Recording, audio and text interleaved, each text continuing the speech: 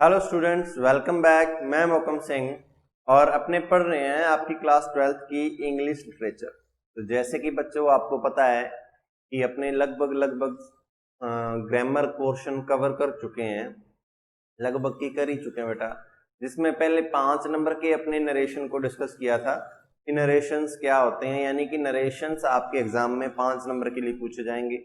हो सकता है वो 5 क्वेश्चन पूछे जाएं, हो सकता है वो 10 क्वेश्चन पूछे जाएं, यानी कि आपको डायरेक्ट से इनडायरेक्ट पूछा जा सकता है, इनडायरेक्ट से डायरेक्ट भी, लेकिन ज्यादा जो चांसेस है 95% चांसेस हैं कि वो आपको डायरेक्ट देगा और आपको कहेगा कि उसे इनडायरेक्ट में चेंज करो। ऐसे सेंटेंसेस आपके पूछे जाते हैं।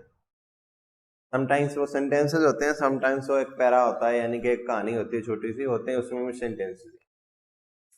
उसके बाद बेटा 5 नंबर की आपकी एरर करेक्शन थी। उसमें सिलेबस में टॉपिक्स दे रखे थे, वो टॉपिक सारे आपस में रिलेट करते थे, उनमें आपस में कोई ना कोई संबंध होता था, तो सभी थोड़े थोड़े उठा के मैंने आपको लगभग सारे एक्सप्लेन कर दिए।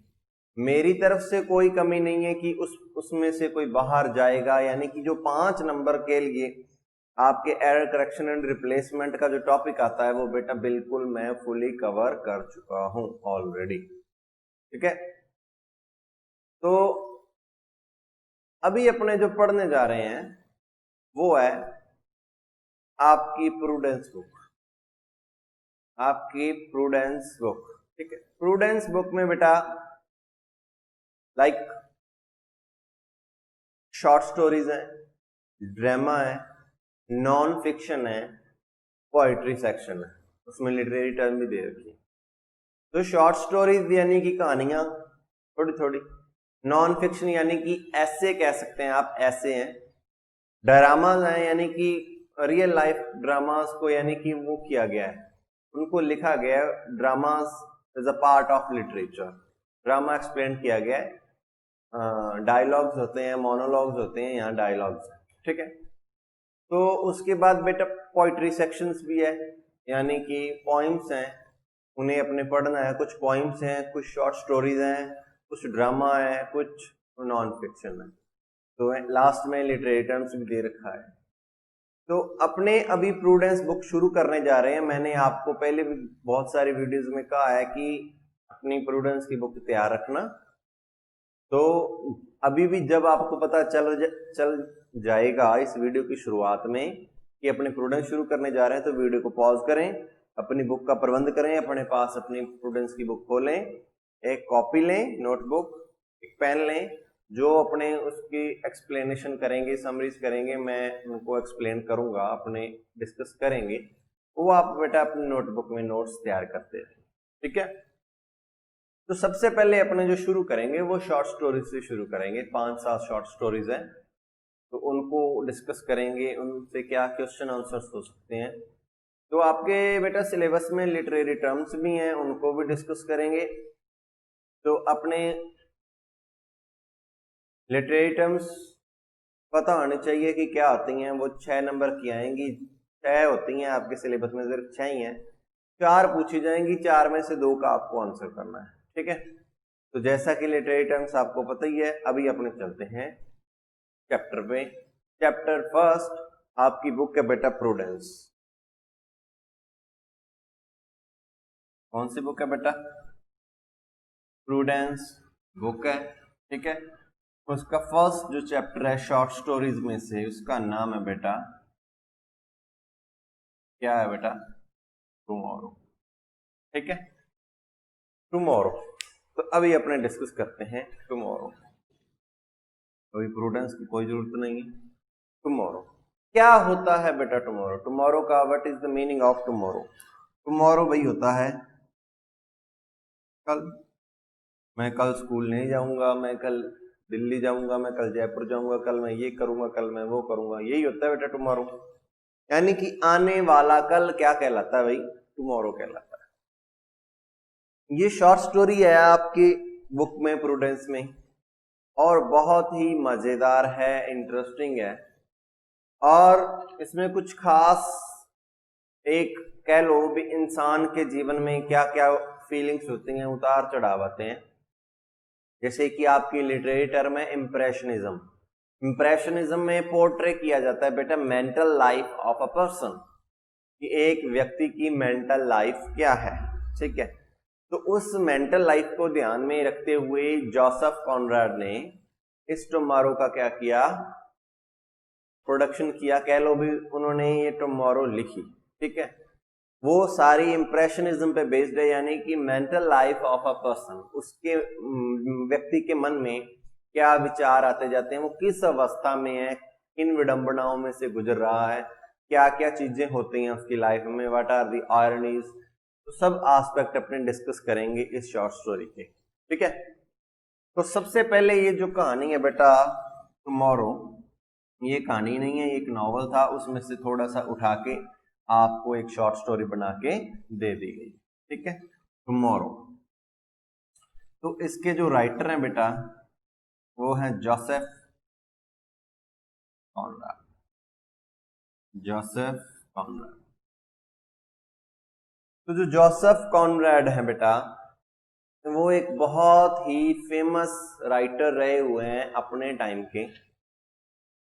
तो वो एक पॉलिश ब्रिटिश राइटर थे। पॉलिश ब्रिटिश यानी कि वो पोलैंड के रहने वाले थे। पॉलिश का मतलब होता है बेटा जो पोलैंड से संबंध रखते हैं, वो पोलैंड के रहने वाले थे और ब्रिटेन में आके बस गए थे। पोलैंड के रहने वाले थे और ब्रिटेन में आके बस गए थे। पॉलिश ब्रिटिश राइटर थे।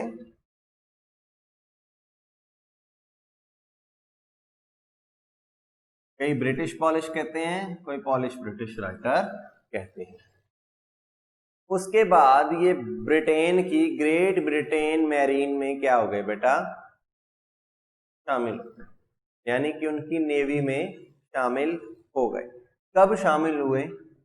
1878 ब्रिटिश मैरीन में शामिल हो गए। ब्रिटिश मैरीन में शामिल हो गए। कौन शामिल हो गए भाई?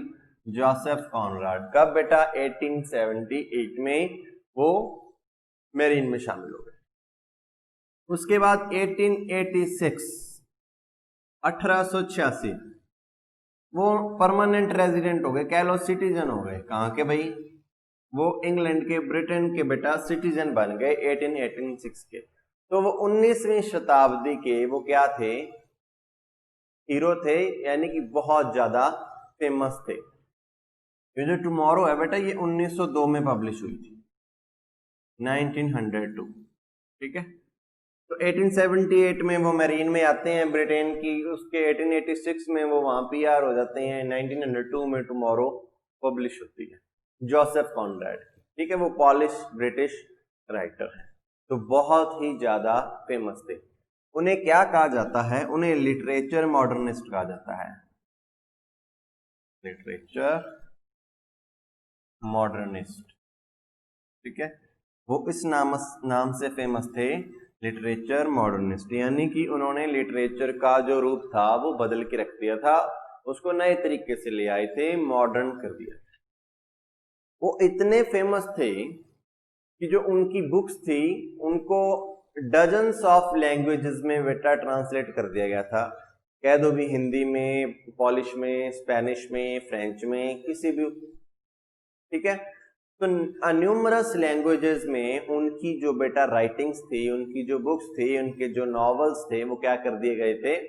ट्रांसलेट कर दिए गए थे, क्योंकि वो सिर्फ ब्रिटेन में या पोलैंड में फेमस नहीं रह गए थे, सारी दुनिया के लोग उन्हें चाहने लगे थे। उनका लिटरेरी वर्क लोगों को इतना पसंद आ गया था कि सारी दुनिया में उनके लिटरेरी वर्क की डिमांड होने लग गई और उनकी बुक्स को बेटा अलग अलग लैंग्वेज में ट्रांसलेट करना पड़ा और वो इतने फेमस हो गए।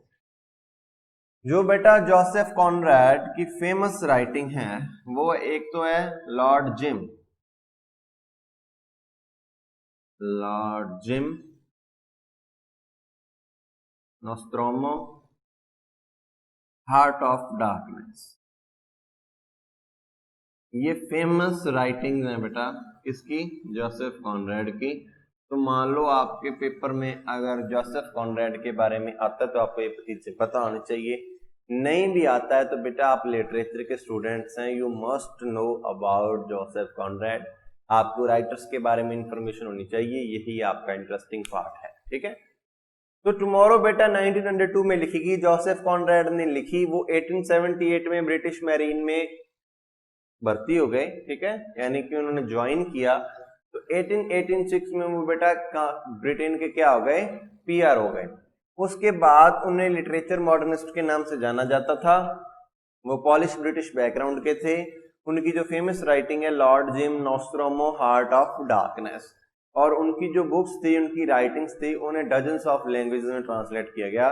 डजन्स यानी कि दर्जनों, तो बहुत सारी हो गई, दर्जनों कम से कम एक दर्जन हुई तो 12 लैंग्वेज तो हो गई, दर्जनों यानी कि बहुत सारी, ठीक है, 20, 25, 30 लैंग्वेजेस में उन्हें क्या किया गया बेटा, ट्रांसलेट किया गया। तो it was all about the writer Joseph Conrad, tomorrow का जो राइटर है। अभी स्टोरी पे आते हैं बेटा, ठीक है। बोर नहीं होना, अगर बोर होते तो भाई लिटरेचर आपके बस की बात नहीं है। थोड़ा सा इस इंटरेस्ट से लें, आपको इन्फॉर्मेशन मिल रही है फ्री में। देखो स्टोरी पढ़ते पढ़ते आपको राइटर के बारे में फ्री इंफॉर्मेशन मिल रही है, ठीक है। इतना महान राइटर था, तो अब आप इस राइटर की और भी राइटिंग्स पढ़ सकते हैं। तो अब चलते हैं बेटा टुमारो पे। टुमारो दरअसल में एक बाप की कहानी है, उसके इर्द गिर्द घूमती है एक ऐसा बाप जो अपने बेटे से बिछड़ गया है। आप सभी दुनिया वाले जानते हैं, आप बच्चे हैं, अच्छे तरीके से जानते हैं, आपका जो बाप है वो सख्त हो सकता है, वो गर्म स्वभाव का हो सकता है, लेकिन वो भी आपसे उतना ही प्यार करता है जितना कि आपकी माँ आपसे प्यार करती है। आपका बाप भी, आपके पिताजी भी आपसे उतना ही प्यार करते हैं जितना कि आपकी माँ करती है, ठीक है। अगर नहीं लगता, 2-4 चांटे अभी अभी खा के बैठे हो तो हो सकता है ना लगे, लेकिन ठंडे दिमाग से सोचना, आपके पिताजी भी आपको उतना ही प्यार करते हैं। हाँ, वो कई बार वो थोड़ा नमक मिर्ची आपको देना पड़ता है, आप बिगड़ जाते हो, हिसाब किताब रखना पड़ता है लेवल में, ठीक है। तो उसके लिए भगवान ने प्यार देने के लिए माँ भेजी है, और जो आपको इज्जत चाहिए, जो नमक मिर्ची आपको बराबर रखने के लिए चाहिए, उसके लिए पिताजी को भेजा है कि हिसाब किताब थोड़ा बैलेंस बना रहे। होता है ना भी, अगर शुगर की कमी हो जाए तो भी बीमारी, शुगर बढ़ जाए तो भी बीमारी, तो बढ़ाने के लिए माता जी है, कम कम करने के लिए पिताजी है। तो this is a story about a father who loves his son very much, जो अपने पिता से बहुत, अपने बच्चे से बहुत ज्यादा प्यार करता है, and searching for him everywhere, उसको हर जगह ढूंढ रहा है, ठीक है। तो ये कहानी एक पिता की है। अभी इसको कैरेक्टर वाइज शुरू करते हैं, ठीक है, यानी कि इसके कैरेक्टर्स एक्सप्लेन करते रहेंगे और कहानी को इंटरलिंक करते हैं।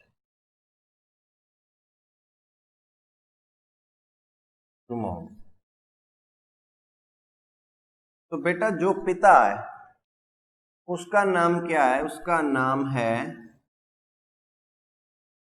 कैप्टन हैगबर्ड। क्या है? कैप्टन हैगबर्ड, ठीक है। पिता का नाम है कैप्टन हैगबर्ड। कैप्टन ज्यादातर इन ब्रिटेन और in Europe you can say, captain उन्हीं लोगों के नाम के आगे लगाया जाता है जो एक शिप को ओन करते हैं। ओन यानी कि जिनकी अपनी एक शिप होती है बेटा, ठीक है।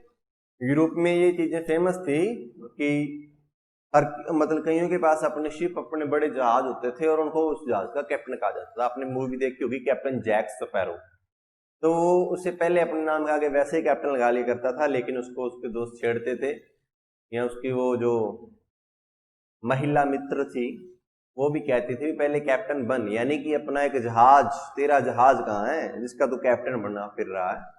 तो कैप्टन लगाने के लिए अपना एक जहाज होना जरूरी था, अपना एक शिप होना जरूरी था बेटा।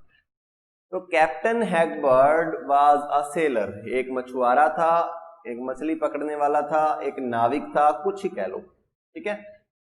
तो कैप्टन हैगबर्ड ही इस कहानी का मेन कैरेक्टर है, जो कि एक किसका किरदार निभा रहा है बेटा, फादर का, लोन फादर, यानी कि अलोन पेरेंट, उसकी वाइफ की डेथ हो चुकी है। कैप्टन हैगबर्ड के जो पिताजी थे बेटा, कैप्टन हैगबर्ड के जो पिताजी थे वो फार्मर थे, बैंकरप्ट फार्मर, बहुत ही गरीब, और उनके बहुत सारे बच्चे थे, उनमें से एक था कैप्टन हैगबर्ड। तो कमी थी, उन्होंने कैप्टन हैगबर्ड को मजबूरी से किसी नाविक के पास बीच पे काम करवाने के लिए रख दिया कि तू काम सीख, ठीक है। तो उसके बाद कैप्टन हैगबर्ड को मजबूरी से उस काम में आना पड़ा, और वो क्या करने लग गए, उन्होंने अपनी एक नाव ले ली, और वो क्या करते थे, कोयले का धंधा करते थे, कोयला लाते ले जाते थे समुद्र के बीच में। तो ही नेवर लाइक्ड सी, उनको सी कभी भी पसंद नहीं था, उनको समुद्र, ओशन बिल्कुल भी पसंद नहीं था, लेकिन अब उनका काम बन गया था। अब वैसे रहते थे जैसे उनका घर हो, लेकिन खुश नहीं थे, बाहर उस पे किनारे पर रहना पसंद करते थे, यानी कि काम जब लोडिंग अनलोडिंग का जो काम होता था तब पसंद करते थे, वेट करते रहते थे, लेकिन अंदर जाना, सेल करके नाव को अंदर लेके जाना, वो इनको बिल्कुल भी पसंद नहीं था। समुद्री यात्रा, वॉयज, इनको बिल्कुल भी पसंद नहीं।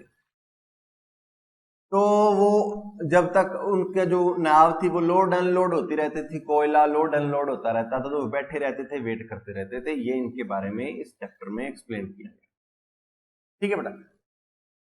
तो कैप्टन हैगबर्ड एक फार्मर के बेटे थे, उनको मजबूरी वश क्या बनना पड़ा बेटा, मजबूरी वश उनको एक सेलर बनना पड़ा, ठीक है, समुद्र में एक नाविक बनना पड़ा। उसके बाद क्या है, वो चाहते थे उनका जो बेटा है, सस्पेंस रखते हैं, इसको बाद में एक्सप्लेन करेंगे, ठीक है। अब कैप्टन हैगबर्ड बेटा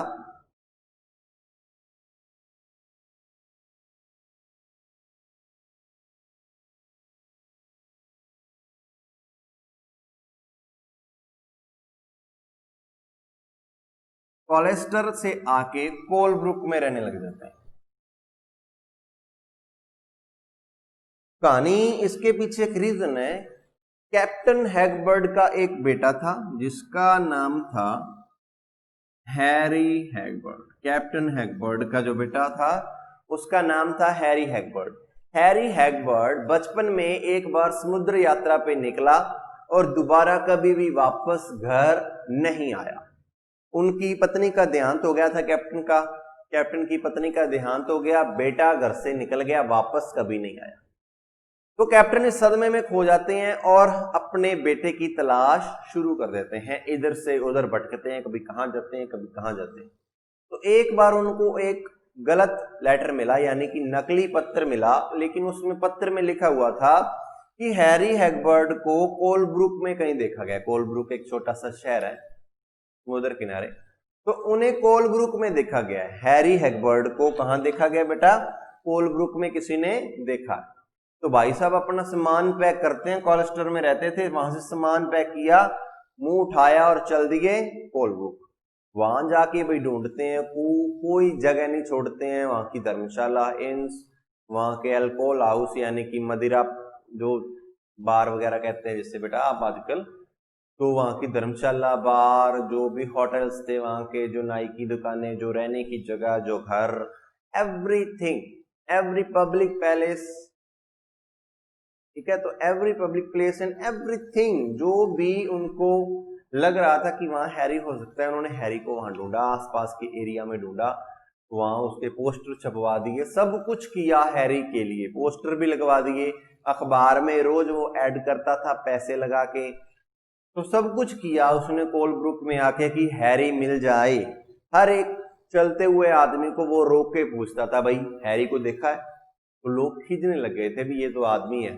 आजकल अपने कोई ऐसा काम कोई एक आदमी रूटीन में 5-7 दिन लग करे तो पहले दिन तो अपने को तरस आता है भी अपने बेटे के बारे में पूछ रहा है, वो दूसरे दिन भी आपको रोके, तीसरे दिन भी आपको रोके, तो धीरे धीरे आप उससे क्या आ जाएंगे बेटा, कल्प जाएंगे, खींच जाएंगे। तो ऐसे लोग सारे उससे इरिटेट होने लग गए, क्योंकि वो कोलब्रुक में हर किसी आने जाने वाले को रोककर पूछता था, भाई बता मेरा बेटा देखा है? तो इसी तरह वो कोलब्रुक में अपने बेटे हैरी हैगबर्ड की सर्च करने आया था, लेकिन उसे हैरी हैगबर्ड नहीं मिला था। इस कारण वो धीरे धीरे धीरे धीरे बेटा कोलब्रुक में ही बस गया। अब बात है हैरी हैगबर्ड का करैक्टर कैसा था, उसका रहन सहन कैसा था, इस पर भी आपके क्वेश्चन आ सकता है। तो हैरी हैगबर्ड बहुत ही एक कंजूस किस्म का एक टिपिकल नाविक बन के, सेलर बन के रहने वाला आदमी था। नाविक का आपने फिल्मों में देखा है ना, वो जैक स्पैरो वाली मूवी में जो दूसरे सेलर्स या दूसरे कैप्टन होते हैं उनकी लंबी लंबी दाढ़ियां होती हैं, एक आंख पे वो लगा रखा होता है समुद्री डाकुओं वाला, वो डाकुओं का होता है। वैसे वैसे सेलर्स की लंबी लंबी दाढ़ियां आती हैं यहाँ तक, उन्होंने एक टॉप पहना होता है, उनको एक स्पेशल टाइप के उनके क्लोथ्स होते हैं, कैनवास सूट्स होते हैं।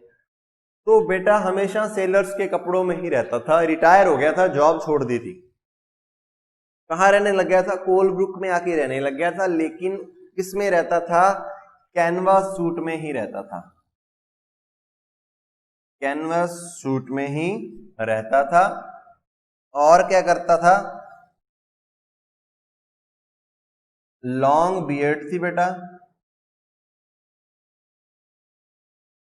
स्टिफ पर्सन था, यानी कि स्टिफ पर्सनैलिटी। उसका जो शरीर था ऐसे सख्त था, भी लोगों को ऐसे लगता था कि पत्थर से बनाया गया है। थोड़ा वो काम करता था, काम कैसे करता था, उसने वो थोड़ा सा कंजूस किस्म का आदमी था। कंजूस को बेटा क्या कहते हैं, माइजर।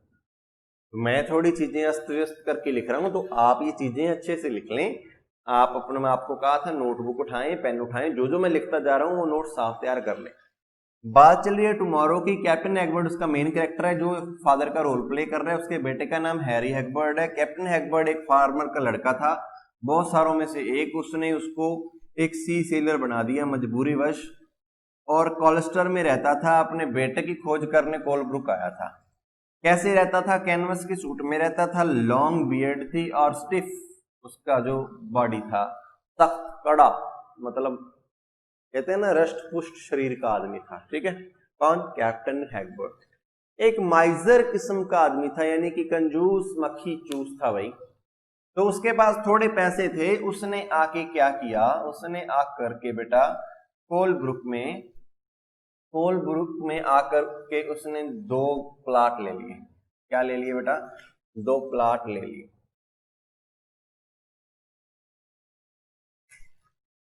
तो एक में उसने अपना घर बना लिया, ऐसे मान लो इतना घर।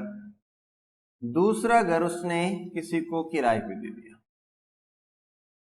मतलब ये बैकयार्ड है, ये बेटा फ्रंट कोर्ट यार्ड है। ठीक है, यानी कि खाली रखा जाता है यूरोप में। अपने ऐसा रिवाज नहीं है जितनी जगह मिली है सारी पे घर बना लो, लोग रखते हैं यहाँ भी थोड़ा गार्डन लॉन के लिए, यहाँ भी। तो ये पीली सी ईंटों के 2 घर थे, एक उसने खुद रख लिया हैगबर्ड ने, दूसरा उसने कार्विल फैमिली का सरनेम है जैसे हैगबर्ड है, कार्विल्स को किराए पर दे दिया। ठीक है, तो वो पीछे भी एक फेंस थी, ठीक है, और आगे भी एक फेंसिंग थी। फेंसिंग किससे कहते हैं, वो बेटा जो होती है ना, बाड़ लगाई जाती है खेत में, जिससे वो आप पशु पक्षियों को रोकते हैं, पक्षियों को तो नहीं पशुओं को रोकते हैं, वो बाड़ लगाई हुई थी यहाँ भी और यहाँ भी। ठीक है, एक जगह लकड़ी की थी, एक जगह लोहे की थी। तो कभी वो फावड़ा लेके पीछे वाले लॉन में काम करता रहता था, कभी वो फावड़ा लेके आगे वाले लॉन में काम करता रहता था। कौन भाई, कैप्टन हैगबर्ड। फ्री था, कोई काम नहीं था, कंजूस था। जितने पैसे बचे थे 2 घर ले लिए, एक पे अपने रहने लग गया प्लाट और दूसरे को किराए पे चढ़ा दिया कि कमाई आती रहे। दूसरे में कार्विल्स रहते थे, कार्विल्स में 2 लोग थे, वो अभी बाद में डिस्कस करते हैं। तो हैगबर्ड इतना कंजूस था कि बाजार जाता तो मांस का या मीट का वो टुकड़ा लेके आता जो थोड़ा सा गल गया होता, जो सबसे कमजोर पार्ट। यानी कि आपको थोड़ी इंफॉर्मेशन होगी जो भाई मांसाहार करते हैं, जो नॉन वेजिटेरियन है, कि किसी आप नॉन वेज पीस को कोई भी कह लो, किसी प्राणी को काटते हो तो उसमें कुछ अंग होते हैं जो सबसे महंगे बिकते हैं, कुछ अंग होते हैं जो सबसे कम रेट में बिकते हैं। तो वो सबसे इंफीरियर पार्ट्स लेके आया करता था, जो सबसे सस्ते मिल जाते थे अपने भोजन के लिए। तो वहां से भी पैसे बचाता। वो पैसे बचाकर करता क्या था, वो पैसे बचाकर एडवर्टीजमेंट करता था अपने बेटे के लिए। अखबार में निकाल देता था, पोस्टर निकाल देता था, मैगजीन में दे देता था कि मेरा बेटा खो गया है, हैरी हैगबर्ड, किसी को मिले तो भाई कृपया करके बताना, मेरे को मेरे हैगबर्ड की बहुत याद आ रही है। ठीक है बेटा। अब बात करते हैं कार्विल्स की। कार्विल्स की फैमिली में दो लोग थे बेटा, एक तो मिस्टर जोसिया कार्विल और दूसरे थे बेसी कार्विल, यानी कि उस कार्विल की बेटी। ये हम उम्र थी लगभग हैरी हैगबर्ड की। ये आपस में कभी नहीं मिले थे। हम उम्र कैसे पता चलता है कि जो कैप्टन हैगबर्ड था उसके पड़ोसी थे जोसिया कार्विल एंड बेसी कार्विल। तो जोसिया कार्विल भी एक सेलर ही था। कैप्टन जोसिया कार्विल, कैप्टन कार्विल है वो भी एक सेलर था, लेकिन वो किसी कारण अंधा हो गया था और बहुत ही एक तकड़े शरीर का, एक बहुत ही ग्रेट बॉडी का आप कह सकते हैं मालिक था। तो अंधा हो गया था और आप इमेजिन कर सकते हो कि एक बहुत ही ताकतवर इंसान, पावरफुल पर्सन, जिसके पास सब कुछ हो और कुछ भी कर सकता है अपनी बात मनवाने के लिए, उस आदमी की आंखों की रोशनी चली जाए तो सोचो वो कितना चिड़चिड़ा हो जाएगा, उसको अपनी किस्मत पर कितना गुस्सा आ रहा होगा। तो उसी तरह कैप्टन कार्विल थे, वो अंधे हो गए थे, वो बहुत ही चिड़चिड़े गुस्सैल ऐसे हो गए थे, उनका स्वभाव ऐसा हो गया।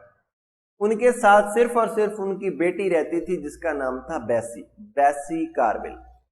तो बेसी कार्विल सारा दिन उसके वो चिड़चिड़े स्वभाव और गुस्सैल और उस जो भी कह लो उस स्वभाव को उसको झेलती थी, उसकी हर एक बात मानती थी। वो सारा दिन शांत एक चेयर पर बैठा रहता था कार्विल, लेकिन जब उसको गुस्सा आता था तो वो गुर्राता था, खींचता था, चीखता था, चिल्लाता था, वो बैलो अप करता था to the utmost of his tone, अपनी वॉइस के जितना ऊंचा चिल्ला सकता था कि मेरा पानी कहाँ है, मुझे ये चाहिए, वैसी कहाँ हो तुम, मुझे खाना चाहिए। तो वो किसी भी बात को लेकर चिल्लाता था। गाली तो नहीं निकालता था कि उसकी बेटी थी, लेकिन बहुत ही अपशब्द बोलता था, कह लो अग्रेसिव वर्ड्स का यूज करता था। तो बेसी उन सब चीजों को झेलती थी, कुछ नहीं आगे से बोलती थी, क्योंकि उसको पता था कि उसके पिता की आंखों की रोशनी चली गई है, तो उनका मैं ही सहारा हूं और वो भी उनकी भी कोई गलती नहीं, वो अपनी किस्मत पर गुस्सा कर रहे हैं। तो जोसाया कार्विल तभी शांत होते जब बेसी आकर उनको उनकी जो चीज मांगी थी वो चीज दे देती थी, या उनको हिलाकर कहती थी कि हाँ पापा मैं यही हूं। तो फिर भाई साहब चुप करते थे, नहीं तो तब तक उनका रेडियो चलता ही रहता। ठीक है। बेसी पड़ोसी थी कैप्टन हैगबर्ड की, और हैगबर्ड रोज जब यहाँ अपने कोर्ट यार्ड में आगे वाले में कभी पीछे वाले में पावड़ा चलाकर खेती करते थे, मतलब बोते कुछ नहीं थे भाई साहब, बाजार से बीज लेकर आ जाते थे फूलों फलों के, बोते नहीं थे, सिर्फ खोदते रहते थे। बोएंगे कब? वो कह रहे थे जब मेरा बेटा आएगा तब बोऊंगा, तब तक नहीं बोऊंगा। ठीक है, मेरा बेटा आएगा तब बोऊंगा, तब तक नहीं बोऊंगा।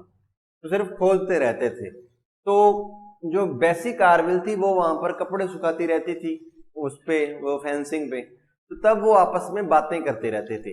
तो वो बेसी कार्विल में अपने एक होने वाली बहू की छवि देखता था। कौन छवि देखता था? हैगबर्ड। हैगबर्ड चाहता था कि जब मेरा बेटा हैरी हैगबर्ड आएगा तो वो आके बेसी से शादी कर लेगा। वो बेसी को भी यही कहता था कि मेरा बेटा आने वाला है, वो बहुत ही अच्छा है, बहुत खूबसूरत है, जब वो आएगा तो वो तुमसे शादी करेगा। तो वो दोनों बुड्ढों की ये बातें सुनती रहती थी। यानी हैगबर्ड भी बाजार से बेटा बहुत उदास, जिंदगी से टूटा हुआ लौटता था जब वो हर किसी से पूछ कर आता था कि मेरा बेटा देखा है। तो जब भी कैप्टन हैगबर्ड से कोई ये पूछता था कि कब आएगा तेरा बेटा, क्योंकि ये रोज कहता था ना मेरा बेटा कल आएगा, तो वो कोई से पूछता था तो कब आएगा तेरा बेटा, तो कैप्टन हैगबर्ड का फिक्स पैटर्न था, वो एक ही जवाब देते थे, मेरा बेटा कल आएगा, मेरा बेटा कल आएगा, मेरा बेटा कल आएगा। तो लोग अभी मजाक उड़ाने लगे थे कैप्टन हैगबर्ड का। तो वो आके अपना जो दिल हल्का किया करता था वो बेसी कार्विल के पास किया करता था, क्योंकि उसकी पड़ोसन की बिटिया थी। तो वो चाहता था कि बेसी उसकी बहू बने जब हैरी हैगबर्ड वापस आए। तो वो बेसी के साथ बहुत बातें किया करता था। कई बार वो शरारत में बैसी की तरफ आंख भी मार दिया करता था, विंक कर दिया करता था, बैसी शर्मा आ जाती थी भी ये क्या किया। लेकिन वो मतलब उसके कोई गलत नीति नहीं होती थी, वो चाहता था कि वो उसकी डॉटर इन लॉ बने। तो वो बैसी पिस रही थी दो बुड्ढों के बीच में, वो अपने पिताजी की भी सारी वो क्या कह लो डांट फटकार झेलती थी, और कैप्टन हैगबर्ड का भी जो सारा दिन का थकावट था, उनका जो मनोबल टूटा हुआ था, उसको संभालती थी और उनको हौसला देती थी और सलाह भी देती थी हैगबर्ड को कि भी आपका बेटा नहीं आने वाला है, जो आप रुपए उसकी एडवर्टीजमेंट पर खर्च करने जा रहे हो उससे आप अपना वो जो लंच खरीद लेना, अपने डिनर का प्रबंध कर लेना, अपने खाने का अपना प्रबंध कर लेना। तो वो बेटा हमेशा अच्छी राय दिया करती थी। इन्हीं बातों के लिए उसको बैसी अच्छी भी लगती थी कि एक अच्छी लड़की है, सूझवान है, कितनी प्यारी है, कितना घर का सारा काम करती है और अपने ऐसे अग्रेसिव पिताजी के आगे बोलती भी नहीं है। तो इस कारण ही was impressed by Bessie and wanted her to be his daughter in law. तो होता क्या है कि हैरी हैगबर्ड नहीं आता। हैरी हैगबर्ड बचपन से कहीं निकल चुका होता है, तो वॉयज पर, समुद्री यात्रा पर कभी नहीं लौटता है, तो वो कभी नहीं लौटता है। लेकिन उसको वो जो सारे पोस्टर्स, जो एडवर्टीजमेंट्स, जो न्यूज़पेपर्स में पता चलता है वो देखते रहते हैं। उसको पता चलता रहता है कि मेरा पिता, मेरा जो बाप है वो मेरे को अभी भी ढूंढ रहा है, उसकी जो सर्च है वो अभी तक जारी है। उसको पता चलता रहता है लेकिन आता नहीं है। उसको जो पैसे होते हैं वो पैसे उड़ाता रहता है, बहुत ही अयाश किस्म का लड़का बन चुका होता है। लेकिन एक बार उसके पास कुछ पैसे खत्म हो जाते हैं, ठीक है, कुछ पैसे खत्म, मतलब उसके पास जो पैसे वो खत्म हो गए, अब वो अयाशी नहीं कर सकता, तो अपने दोस्त के पास बैठा है, तो सोच रहा है भी अब पैसों का इंतजाम कैसे किया जाए। तो उसका दोस्त सलाह देता है कि ये पोस्टर देख, तेरा बाप तो तेरे को भी ढूंढ रहा है, यानी कि उसने तेरे लिए पैसे भी इकट्ठे कर रखे होंगे, तू जो मांगेगा तेरे को वो दे देगा। तो ऐसा कर, तू अपने बाप के पास जा और पैसे लेकर वापिस आ जा। और बाप रोज कहता रहता है मेरा बेटा कल आएगा, और धीरे धीरे लोगों से अक जाता है, तो कहने लग जाता है अगले हफ्ते आएगा, अगले महीने आएगा, 2 महीनों के बाद आएगा, अगले साल आएगा। तो वो कल से आगे खिसक जाता है, कल कहना बंद कर देता है, क्योंकि कल जब रोज कल कहता है तो लोग उसको परेशान करते हैं। तो इसी पर कहानी का नाम है बेटा कल, क्योंकि उस आदमी की जो मन भावनाएं हैं, जो उसके विचार हैं, वो उसको उनका चित्रण किया गया, उनको एक्सप्लेन किया गया है कि what is the state of a mind. Father का जो माइंड का स्टेट क्या है, वो क्या चाहता है, कैसे वो सोचता है। तो वो पागल हो चुका होता है अपने बेटे के प्यार में, तो वो यही कहता रहता है कि मेरा बेटा कल आएगा। वो उससे धीरे धीरे, लेकिन लोग उसको परेशान करते हैं, चिढ़ाते हैं, उस पर हंसते हैं। तो वो कल से अगले हफ्ते, अगले वो जो अगले महीने, अगले साल हो जाता है, ठीक है। तो क्या होता है, हैरी हैगबर्ड के पास जब पैसे खत्म हो जाते हैं तो वो अपने पिता के पास आता है अनजान बनकर, क्योंकि वो बड़ा हो गया था, छोटे बच्चा था तब उसको कैप्टन ने देखा था, अब वो उसको नहीं पहचान रहा है। तो वो अनजान आकर पूछता है कि मैं हैरी हैगबर्ड हूं। तो उसके पिता को पहले तो यकीन नहीं होता कि ये हैरी हैगबर्ड है, तो लेकिन वो कहता है कि मैं हैरी हैगबर्ड ही हूं। तो वो आकर उससे पैसे मांगता है, किससे? कैप्टन हैगबर्ड से। तो कैप्टन हैगबर्ड तो अपने बेटे का देखो कितना प्यार कर रहा है, उसने अपने घर पे इतना सारा फर्नीचर, इतनी सारी जरूरी चीजें अपने पैसे बचा बचा के खुद, मतलब कह लो कि बुरा खाना खाया, अच्छा नहीं खाया, पैसे बचा बचा के उसके लिए फर्नीचर जोड़ा और काम की चीजें, वस्तुएं जोड़ी कि जब मेरा बेटा हैरी हैगबर्ड आएगा तो घर भरा हुआ होगा, उसके पास मजे करने के लिए इतनी चीजें होंगी, जब वो इन चीजों को देखेगा तो दोबारा उसका मन नहीं करेगा समुद्र में जाने का। यानी कि वो चाहता था कि हैरी उसके साथ रहे, बैसी उसकी बहू बने, तो वो मिलकर एक परिवार बन के रहें, सर्दियों हो तो वो आग जलाकर उसके चारों तरफ बैठ के बातें करें, बारिश में सारा परिवार एंजॉय करे। तो वो चाहता था कि परिवार एक छत के नीचे रहना चाहिए और कोई छोटा मोटा काम धंधा करके तो एक साथ रह के बातें करके टाइम स्पेंड करना चाहिए। लेकिन हैरी एक अयाश लड़का था, ठीक है, वो कैप्टन के पास आता है, पैसे मांगता है। तो कैप्टन उसके इस रवैये से बिल्कुल खुश नहीं होता, बिकॉज सारी उम्र इतने साल उसने जो इमेजिनेशन कर रही थी उस बात को पक्का कर लिया था कि मेरा बेटा इतना अच्छा है, वो आएगा मेरे पास रहेगा, वो ऐसे बिहेव करेगा, जब मेरे को मिल जाएगा, वो खोया हुआ है तो मेरे को भाग के मिलेगा। लेकिन उसके जो आशाएं हैं, उसकी होप्स के ऑपोजिट जो हैरी कहता है, सीधा आके कहता है कि मेरे को मेरे पैसे दे और मैंने जाना है जो तूने मेरे लिए जमा कर रखे हैं। तो उसके इस व्यवहार से कैप्टन हैगबर्ड बहुत खफा होते हैं, उनको वो बिल्कुल भी पसंद नहीं आता, उनका दिल टूट जाता है और कहते हैं कि तू मेरा बेटा नहीं हो सकता, निकल जा मेरे घर से। तो उसको कहीं से ये भी पता चल चुका होता है कि बेसी को मेरे बारे में पता है और वो बेसी को उन्होंने इस घर की बहू मान लिया। तो वो बेसी के पास जाता है, बेसी जिसने सारी उम्र सिर्फ एक ही सपना देखा है कि मेरा पति हैरी हैगबर्ड बनेगा और मैं इन बुड्ढों की गुलामी से आजाद हो जाऊंगी, यानी कि मेरा अपना प्यार भरा जीवन होगा, मेरी अपनी लाइफ होगी, अपनी खुशियां होंगी। तो उसने वो सारी जिंदगी उसी चीज की इमेजिनेशन की थी और जैसे ही हैरी हैगबर्ड आता है तो वो बहुत खुश होती है कि ये हैरी हैगबर्ड है, ये मेरा लाइफ पार्टनर बनेगा। उसका ट्रू लव होता है, चाहे देखा नहीं है लेकिन इमेजिनेशंस में वो उसका ट्रू लव हो जाता है, वो उसी के लिए ही समर्पित हो जाती है। तो जब हैरी हैगबर्ड आता है तो वो बेटा जो भी हैरी आता है उसका फायदा उठाता है, ठीक है, कुछ ही समझ लो। तो बेसी से भी पैसे मांगता है, तो बेसी भी अब उसको समझ चुकी है कि ये एक ईमानदार लड़का या अच्छा लड़का नहीं है। उसके सपने टूट जाते हैं जिसके लिए उसने सारी लाइफ वेट किया, ये वो हैरी हैगबर्ड नहीं है। पैसे उठाती है, जो भी होती है उसके मुंह पर मारती है और कहती है चला जा यहाँ से। ऐसा इसलिए होता है क्योंकि हैरी हैगबर्ड अयाश हो चुका होता है। वो बेसी को कहता है कि तू मेरी लाइफ पार्टनर कैसे बन सकती है, तू सोचती है कि तू अपने पास मेरे को सारी जिंदगी रख लेगी, तू मेरे को एक वीक से ज्यादा भी संभाल नहीं सकती, बिकॉज मैंने सारी उम्र अयाशी की है, मैं हर एक हफ्ते के बाद अपनी गर्लफ्रेंड चेंज कर देता हूँ। हैरी हैगबर्ड उसको ऐसा कहता है। तो इन सभी बातों से उस बेसी के दिल पर क्या बीतती है आप इसको इमेजिन कर सकते हैं।